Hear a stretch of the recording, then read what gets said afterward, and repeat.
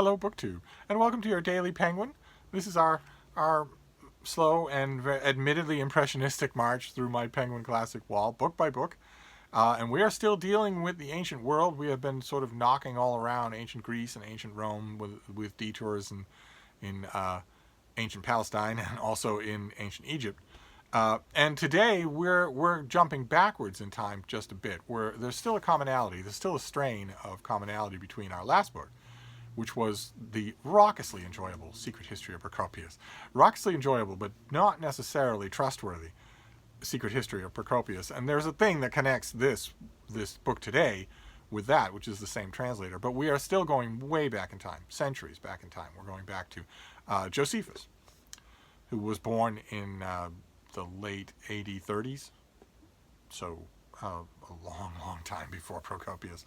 But the translation is by G.A. Williamson, and he did the translation for Procopius for Penguin, I believe. And this is a small fraction of what we have from Josephus. A huge amount of his work survives. This is the Jewish War, and it details the rebellion. There was a massive rebellion in the East of Jews against Roman rule in the reign of Nero. And it was extensive and bloody and conclusive. It was the conclusion of the Jewish revolt was about as final as you can get for such a thing.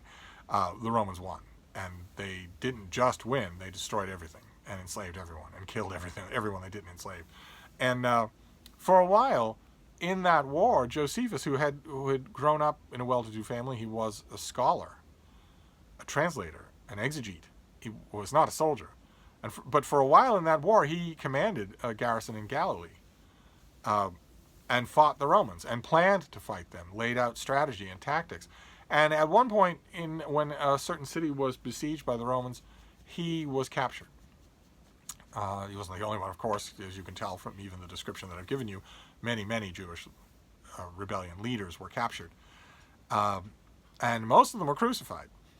And Josephus was not. He instead... This is a perfect example of the thing that we talk about, both in the March of the Penguins and in BookTube just in general. We are always talking, those of us in this little corner of BookTube where we just talk with each other and challenge each other and make fun of each other. We're always talking about the struggle and the value of separating the author from the work.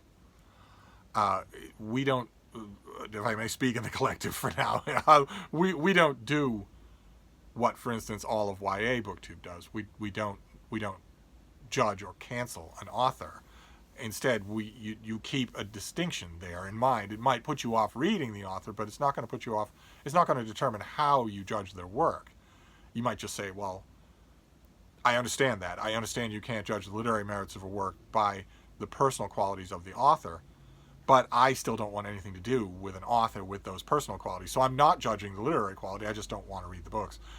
That is totally fair. But the rest of it, anything beyond that, canceling the work because you don't like the author, is not something that we tend to do. And boy, oh boy, this puts that to the test, because when Josephus was captured, he turned. He turned on his embattled, enslaved, and soon-to-be slaughtered people. He kissed up to a Roman general named Vespasian and prophesied to him that you will be emperor someday.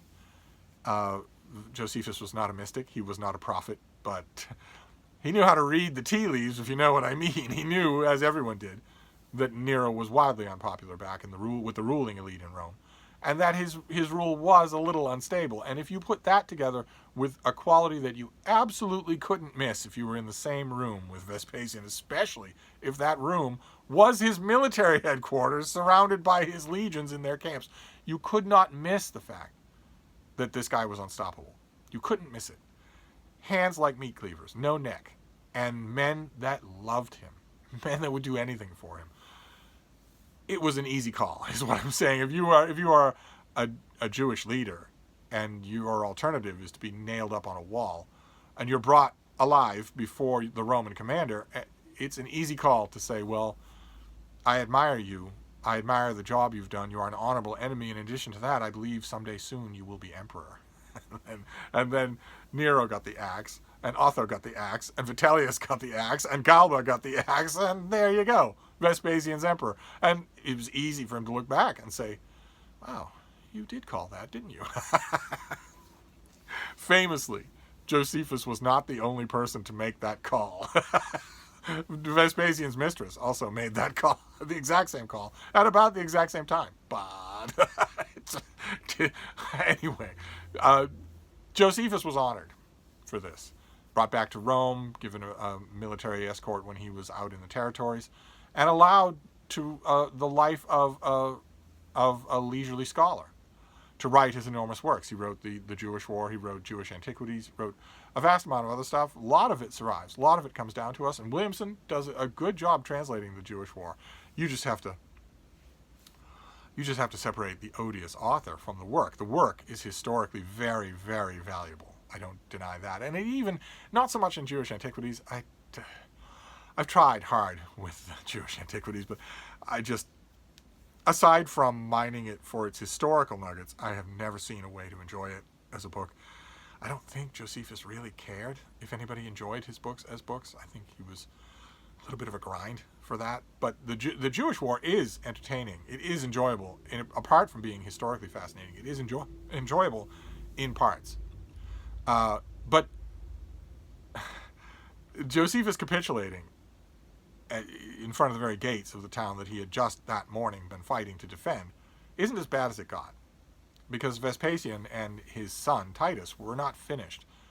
Vespasian, his son Titus, their colleague, another general called Trajanus, the father of the Roman Emperor Trajan, these people weren't done with defeating garrison towns and nailing up bandits and ringleaders.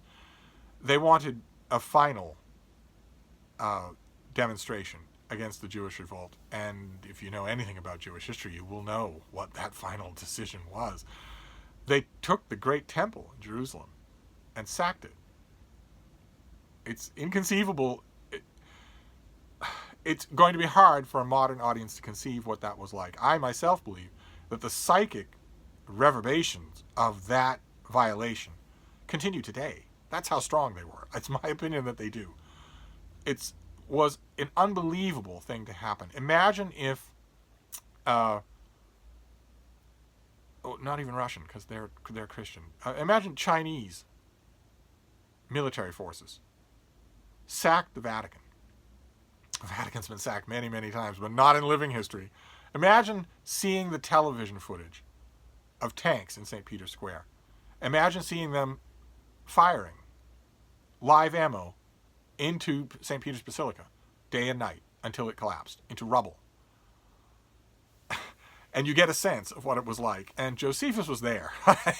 My point is, he wasn't back in Rome writing histories. He was in Jerusalem when the temple fell.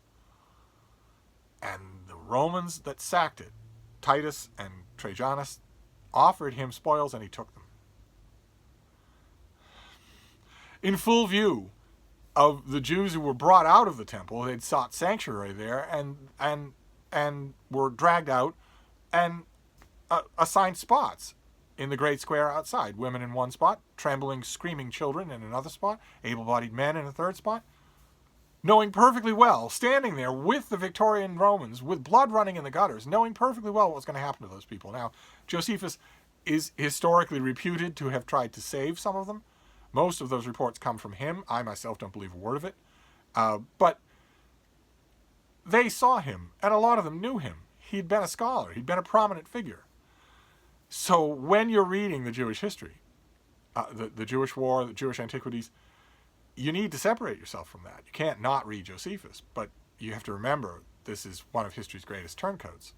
And it was reprehensible personal behavior, but a very clear-eyed historian. So that is your penguin for today. I wish I had a more salubrious story to tell you. At least yesterday with Procopius, yes, he turned on his master and on his master's master, and wrote scandalous gossip about them. But he waited. He wanted it to be published posthumously to save his own skin, but he didn't. He didn't let them know that he was a hypocrite. He didn't parade it in front of them. There is a theory. There's always been a theory that Procopius wrote the Secret History as an insurance policy in case Justinian lost the throne. So that whoever took it from him by force, you would obviously have to kill him to get it from him, that Procopius would be able to say, see, here you go. I wrote this the whole time. I clearly didn't like them. Why would I have written this 30 years ago, 20 years ago, 10 years ago, if I liked them? I don't believe that at all. I don't believe that as a theory one bit. The Secret History seems way too personal to me to have been written with such calculation in mind. And the same thing is true, that was salvageable. In other words, that kind of hypocrisy was salvageable. This, not so much. Not so much. I would much rather, at a huge cost. It would be a huge cost to scholarship if Josephus were gone. I admit that.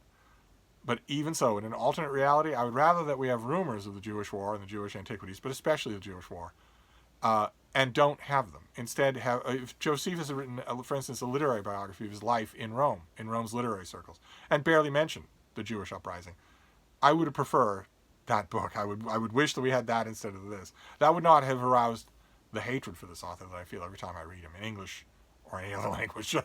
And as far as I know, Penguin Classics does not do the Jewish antiquities as a volume. It's huge, so that might be the reason. But you can get a copy of the Jewish antiquities for dirt cheap. You used to be able to. I mean, that might not be true anymore. Once upon a time, there was a huge double-column hardcover that it went into the public domain, and people just reprinted that. You would find that as a big, oversized trade paperback in your retail bookstores all the time, and it was always disarmingly cheap. You would look at it and you would think, okay, well, this is going to be $50, and it wasn't ever that. I see copies of Josephus, the Jewish antiquities, at the Brattle and other used bookstores all the time. But I don't think Penguin's ever done it. I think this is their only Josephus, and it is a recommend. The translation is, Josephus' prose is nothing to write home about anyway. The translation is okay, nice and clear. The thing that's going to stop you is not going to be that, and it's not in the Jewish War anyway. It's not going to be the inherent interest of the subject, because the subject here is inherently interesting. It's going to be Josephus himself. The more you learn about him, the less you want to have anything to do with him on the printed page. But we can't choose these things. So that is your Penguin Classic for today. That is the Jewish Wars by Josephus. Vital historical information, and some of you will be distantly familiar with it if you've ever seen the great TV miniseries Masada. And that is that ends the week of Penguin Classics, of the March of the Penguins. Once again, I'm not 100% sure that I will be making videos this weekend. And if I do, I'm not sure that your Daily Penguin will be one of them. It might be that we don't do Penguins again until Monday. We'll see if that's true. A nice pause probably wouldn't kill anybody, but I just thought I'd mentally and spiritually prepare you in case there's a pause. So I'm going to wrap this up, but I'll be back. Thank you, BookTube.